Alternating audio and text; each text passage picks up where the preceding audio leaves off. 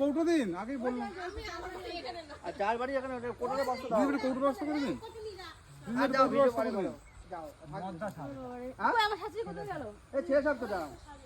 এটা কৌটো দিন, এসেই বললাম কৌটো ব্যবস্থা করতে হবে। আলু শিমাল তো কৌটো দিন, কৌটো দিন, বস্তা সাপটা এসে করতে অসুবিধা হবে। হ্যাঁ একদম ভালো জিনিস নিয়ে আসুন, কেটে যাবে, নিয়ে আসুন, নিয়ে আসুন। হিমাল যা গজরাবে না, পাকা মাল পুরো আরো কোনো কৌটো রেখে দেবেন তাহলে।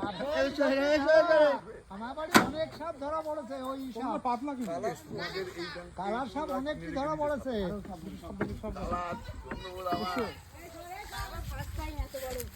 আমি কোনোদিনও দেখিনি, আমার দেখ জানার বাইরে, কিন্তু সাবধান দাদা, ধরবে। ও ঠিক ঢুকে ফেলবে, ও তো চাপ নেই। এ বাবা রে, সাপ ধরার উস্তাদ, চাপ নেই। সাপ ধরতে তো অনেকেই তো সাপ ধরতে মা ধরবেও তো না গো। পরশুদিন গোকুলে সাপ ধরালাম, এত বড় গোকুল। ওরে বাবা রে, 15 বছরকার সাপ।